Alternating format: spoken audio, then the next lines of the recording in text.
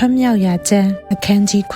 9ထာဝရဘုရားကလည်းသို့ဖြစ်၍တင့်ကိုဖာရောဘုရင်၏ဖျားအရာ၌ငါခန့်ထား၏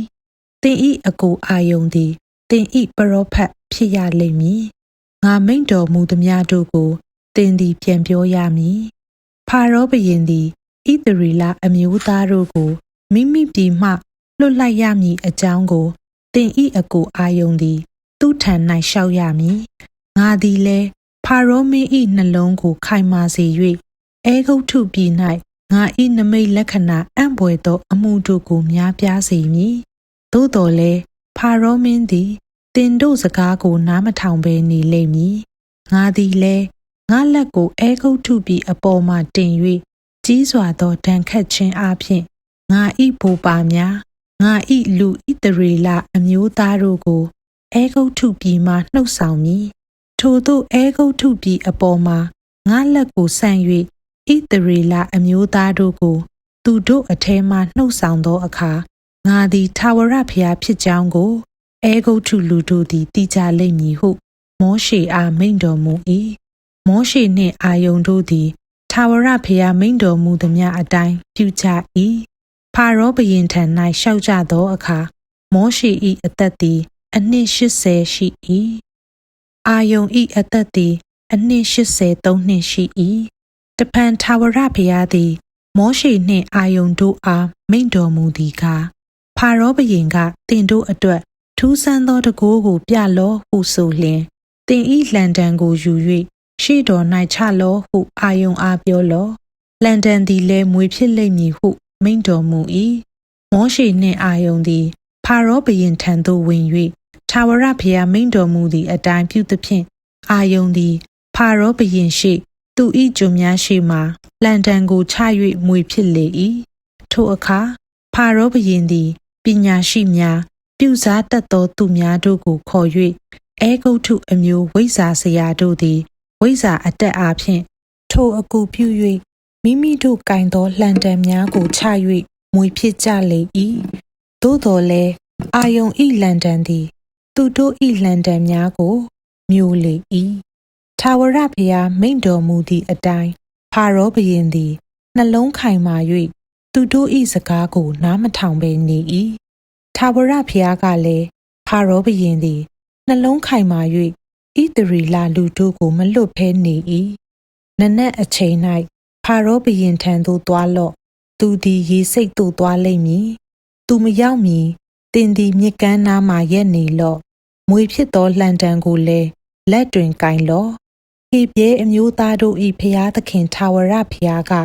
ငါလူတို့သည်တော၌ငါအားဝတ်ပြုမည်အကြောင်းသူတို့ကိုလွတ်လော့ဟုအမိန့်တော်ပါသောကျွန်ုပ်ကိုကိုရောထံသို့ဆေလွတ်တော်မူပြီးကိုရောသည်ယခုတိုင်အောင်နားမထောင်ဘဲနေပါသည်တကားထာဝရဘုရားကငါသည်ထာဝရဘုရားဖြစ်ကြောင်းကိုသင်သည်အဘယ်သို့သိရမည်နည်းဟုမူကားငါကင်သောလန်တန်နှင့်မြစ်ရေကိုရိုက်၍ထိုရေသည်အသွေးဖြစ်လိမ့်မည်မြစ်၌ရှိသောငါတို့သည်တေကြလိမ့်မည်မြစ်ရေလည်းနံလိမ့်မည်အဲဂုတ္တုလူတို့သည်လည်းမြစ်ရေကိုယွန်ကြလိမ့်မည်အကြောင်းကိုပြန်ပြောလော့ဟုမောရှေအားမိန့်တော်မူ၏တဖန်ထာဝရဘုရားသည်မောရှေကိုမိန့်တော်မူပြန်သည်ကားအာယုန်အားသင်၏လန်တန်ကိုယူ၍အဲဂုတ္တုပြည်၌ရှိသောချောင်းရည်မြစ်ရည်အိုင်အင်းရည်ကံရည်တွင်းရည်ရှိသမျှအပေါ်မှာလက်ကိုဆန့်လော့ထိုရည်ရှိသမျှတို့သည်အသွေးဖြစ်လိမ့်မည်အဲဂုတ္တုပြည်တစ်လျှောက်လုံးတစ်ခွက်ကြောက်အိုး၌မျှမကျွင်းအသွေးရှိလိမ့်မည်အကြောင်းကိုပြောလော့ဟုမိန့်တော်မူ၏မောရှေနှင့်အာယုန်သည်ထာဝရဘုရားမိန့်တော်မူသည့်အတိုင်းပြု၍အာယုန်သည်ဖာရောဘုရင်ရှိသူ၏ကျွန်များရှိမှလန်တန်ကိုချီ၍မြစ်ရေကိုရိုက်သဖြင့်မြစ်ရေရှိသမျှသည်အသွေးဖြစ်လေ၏မြစ်၌ရှိသောငါတို့သည်လည်းတေကြ၍မြစ်ရေနံသောကြောင့်အဲဂုတ္တုလူတို့သည်မြစ်ရေကိုမတောက်နိုင်ကြအဲဂုတ္တုပြည်တစ်လျှောက်လုံး၌အသွေးနှံ့ပြားလျက်ရှိလေ၏အဲဂုတ္တုအမျိုးသားဝိဇ္ဇာဆရာတို့လည်းဝိဇ္ဇာအတက်အားဖြင့်ထိုအတူပြုကြ၏ထာဝရဘုရားမိန့်တော်မူသည့်အတိုင်းဖာရောဘုရင်သည်နှလုံးခိုင်မာ၍သူတို့၏စကားကိုနားမထောင်ဘဲနေ၏နန်းတော်သို့လှည့်လည်ပြန်သွား၍ ထိုအမှုကိုနှလုံးမသွင်းဘဲနေလေ၏